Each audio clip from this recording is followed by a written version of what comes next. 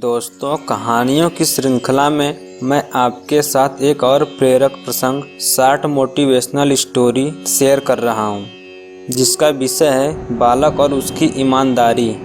सबसे बड़ा धन ईमानदारी है, जो हमें सर्वश्रेष्ठ व्यक्ति की स्थिति में ले जाता है।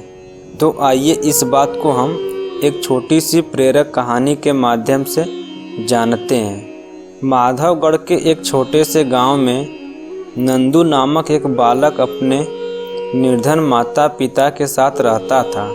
एक दिन दो भाई अपनी फसल शहर में बेचकर ट्रैक्टर से अपने गांव आ रहे थे। फसल बेचकर जो पैसा मिला वो उन्होंने एक थैली में रख दिया। अचानक एक गड्ढा आ गया और ट्रैक्टर उछला और थैली नीचे गिर गई, जिसे दोनों भाई देख नहीं पाए और सीधे चले गए। बालक नंदू खेल कूद कर रात के अंधेरे में अपने घर जा रहा था। अचानक उसका पैर किसी वस्तु से टकरा गया।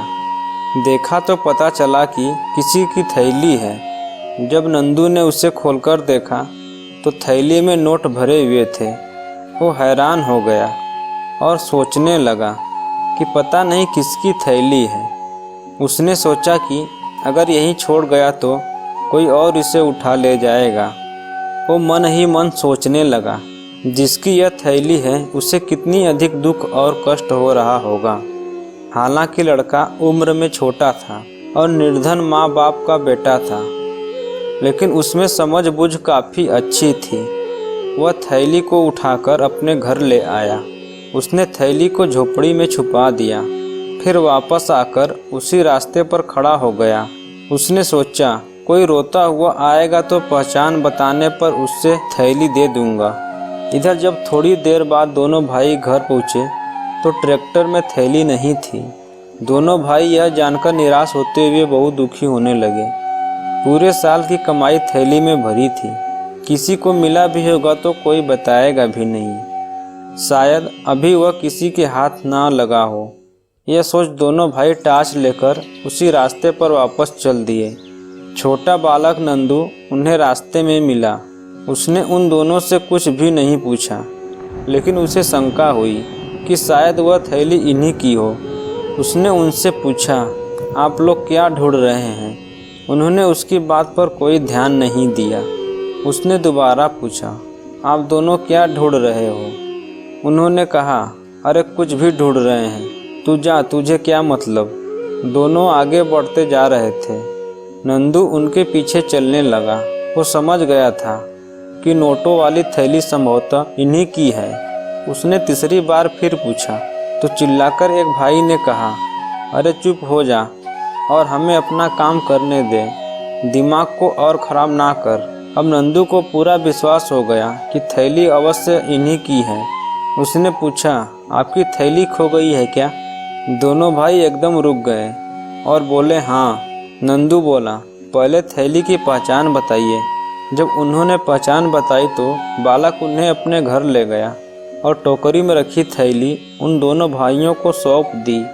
दोनों भाइयों के प्रसन्नता का कोई ठिकाना नहीं रहा। नंदू की ईमानदारी पर दोनों बड़े हैरान थे। उन्होंने इनाम के तौर पर कुछ रुपए देने चाहे, पर नंदू ने मना कर दिया और बोला, यह तो मेरा कर्तव्य है। दूसरे दिन वह दोनों भाई नंदू के स्कूल पहुंच गए। उन्होंने बालक के अध्यापक को यह पूरी घटना सुनाते हुए कहा, हम सब विद्यार्थियों के सामने उस बालक को धन्यवाद देने आए हैं। अध्यापक के नेत्रों से आंसू झरने लगे। उन्होंने बालक की पीठ थपथपाई और पूछा, बेटा, पैसे से भरे थैले के बारे में अपने माता पिता को क्यों नहीं बताया?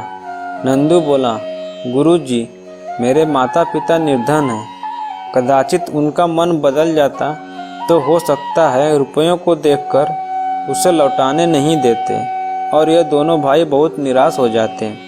यह सोच मैंने घर वालों को थैली के बारे में कुछ भी नहीं बताया।